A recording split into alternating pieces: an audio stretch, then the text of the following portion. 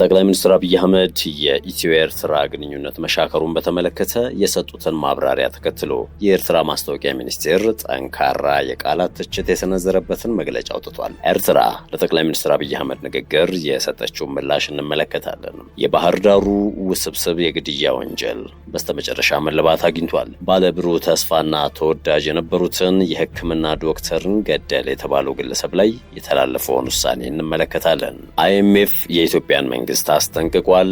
ሌላኛው ትኩረታችን ነው። የፕሬዝዳንቱ ልጅ መገደሉ እየተሰማ ነው። በታጣቂዎች የተገደለውን የፕሬዝዳንት ልጅ ጉዳይንም በዝርዝር እንመለከታለን። የሞተ ሰው የሾሙት ፕሬዝዳንት መነጋገሪያ ሆነዋል። ሌላኛው ጉዳያችን ነው። ጤና ይስጥልን የተወደዳችሁ ቤተሰቦቻችን፣ የሰዓቱ የመረጃ ጥንቅራችን ነው ተጀመረ። ቀደም ሲል ያነሳናቸው አበይት ነጥቦችን ነው። ዝርዝር መረጃዎቹን ደግሞ እንደሚከተለው እናጋራችሁ።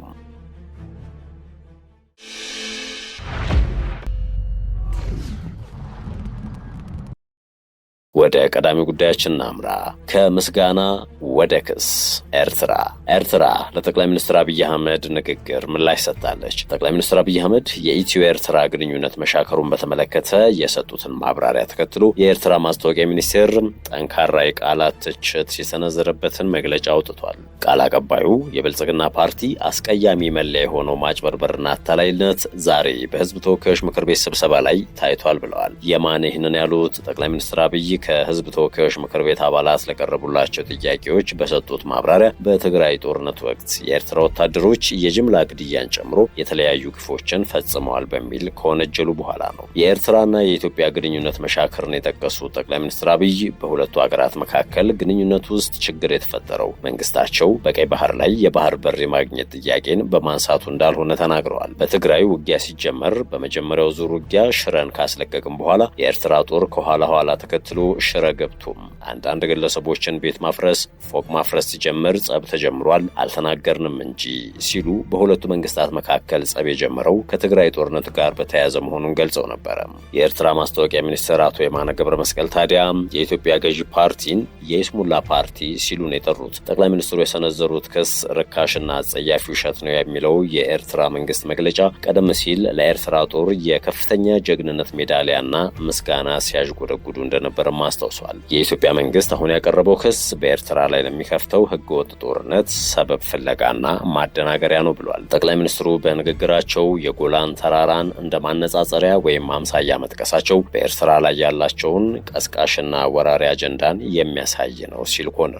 ቀደም ሲል ጠቅላይ ሚኒስትሩ በፓርላማ በሰጡት ማብራሪያ የኤርትራ ጦር በትግራይ የፈጸመውን ዘረፋና ግድያ ለወቅታዊው ጸብ መንስኤ አድርገው ማቅረባቸው የሚታወስ ነው። የኤርትራ መንግስት በበኩሉ ንግግሩን የውሸት ድራማና ለቀጣይ ጦርነት የሚደረግ ቅድመ ዝግጅት ሲል አጣጥሎታል።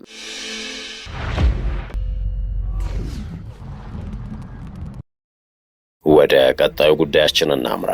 ብሔራዊ ባንክ የወርቅ ግዢ ተጨማሪ ክፍያን በማስቀረት የግል ባንኮች በገበያው እንዲሳተፉ ፈቅዷል። አይኤምኤፍ የውጭ ምንዛሪ ተመን ተግዳሮቶች የግል ኢንቨስትመንትን እያደናቀፉ መሆኑን በማንሳት አስጠንቅቋል። የኢትዮጵያ ብሔራዊ ባንክ በሂሳብ መዝገቡ ላይ ስጋት ለመቀነስና በባንክ ዘርፉ ላይ የሚታዩ መዛባቶችን ለማረም የወርቅ ግዢ አሰራሩን ሙሉ በሙሉ ሊቀይር መሆኑን ዓለም አቀፉ የገንዘብ ድርጅት ይፋ ያደረገው ከሰሞኑ ነበረ። ድርጅቱ ይህንን ያስታወቀው የኢትዮጵያን የተራዘመ የብድር አቅርቦት ፕሮግራም አፈጻጸምን አስመልክቶ ባወጣው የቅርብ ጊዜ ግምገማ ነው። በአዲሱ ማዕቀፍ በአሁኑ ወቅት ብሔራዊ ባንክ ለወርቅ አምራቾች ከዓለም አቀፍ የወርቅ ዋጋ በላይ የሚከፍለው ተጨማሪ ክፍያ ደረጃ በደረጃ የሚቀር ሲሆን የግል ባንኮችም በወርቅ ግዢ ገበያ ውስጥ እንዲሳተፉ ይፈቅድላቸዋል። ብሔራዊ ባንክ እስከ መጋቢት ወር 2018 ዓ.ም መጨረሻ ይጠናቀቃል ተብሎ በሚጠበቅ ጥናት ላይ በመመስረት ዝርዝር የትግበራ ፍኖተ ካርታ ለማዘጋጀት ያቀደ ሲሆን እስከዚያው ድረስ ግን በሁሉም የወርቅ ግዢ ጣቢያዎች የጥራት ቁጥጥር ስራዎችን በማስፋፋትና በማሻሻል የወርቅ ምርመራ ሂደቱን ለማጠናከር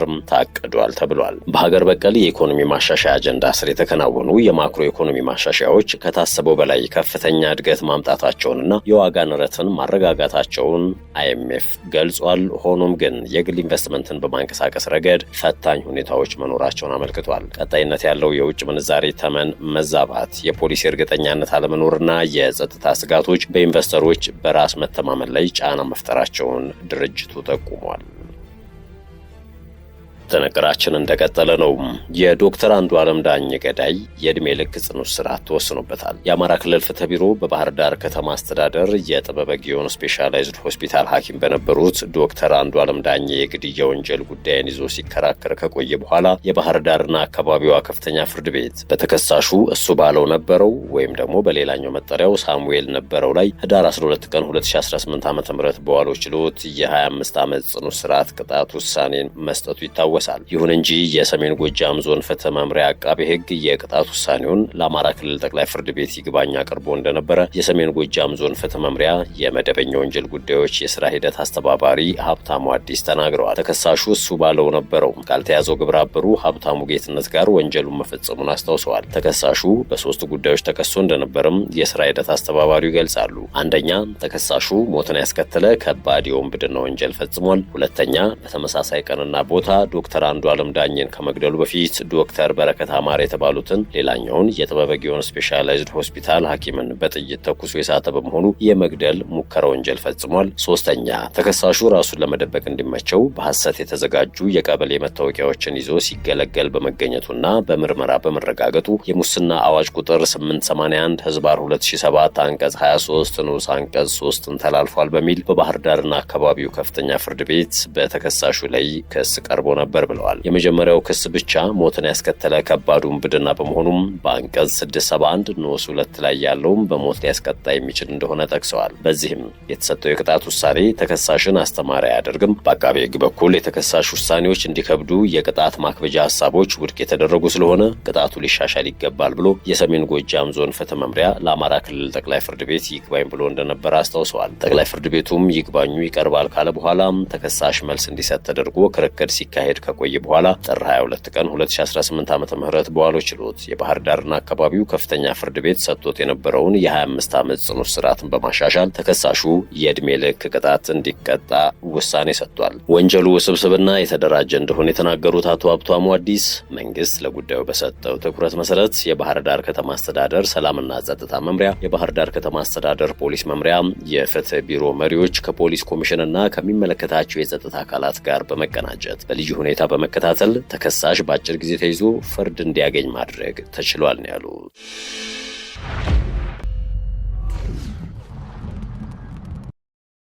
የፕሬዝዳንቱ ልጅ መገደሉ ተሰምቷል። የቀድሞ የሊቢያ መሪ ሙአመር ጋዳፊ ልጅ ሰይፍ አልኢስላም በአራት ታጣቂዎች ግድያ እንደተፈጸመበት ተሰምቷል። ሰይፍ አልኢስላም በመኖሪያ ቤቱ ሳለ ማንነታቸው ባልታወቁ ታጣቂዎች ሕይወቱ ማለፉን የተሰማው በምዕራባዊ ሊቢያ ዚንታን ከተማ ጥቃቱ መድረሱን የሀገሪቱ መገናኛ ብዙሃን አረጋግጠዋል። የአልኢስላም የፖለቲካ አማካሪ አብዱላህ ኦዝማን ግድያው መፈጸሙን በፌስቡክ ገጻቸው አስፍረው ግድያው በማን እንደተፈጸመ ግን ዝርዝር ማብራሪያ አልሰጡም።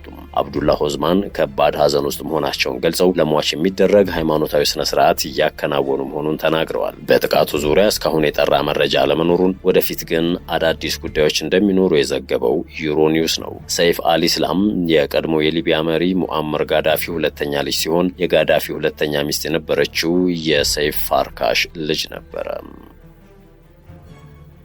በመጨረሻም የሞተ ሰው የሾሙት ፕሬዝዳንት መነጋገሪያ ሆነዋል።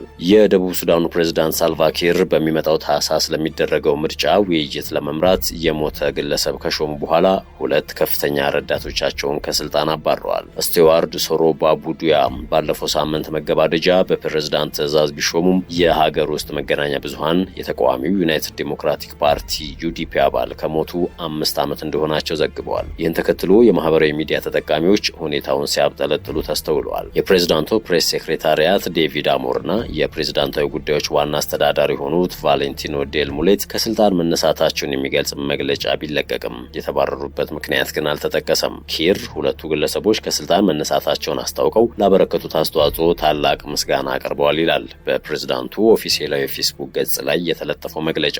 ሰኞ ፕሬስ ሴክሬታሪው አሞር በሰጡት ጋዜጣዊ መግለጫ የፕሬዝዳንቱ ቢሮ በፓናል ውይይቱ ላይ እንዲሳተፉ የመረጧቸውን ሰዎች የመረጡት ተጣርተው ከቀረቡላቸው ሰዎች መካከል ነው ብለዋል። አሁን እንደገባን ከሆነ ትክክለኛውን ማጣራት ሳናደርግ በማስረከባችን ይህ ያልታሰበ አስተዳደራዊ ችግር ተፈጥሯልም ሲሉ አክለዋል። አሞር ሰዎችን የመረጡት እነማን እንደሆኑ ግን አላሳወቁም። ዩዲፒ እስካሁን የሰጡ አስተያየት የለም ተብሏል። ወደ ቤተሰቦቻችን የመረጃ ጥንቅራችን የተከታተላችሁትን ይመስል ነበር። ስላዳመጣችሁን ከልብ አመሰገንን። በያላችሁበት ሰናይ ጊዜ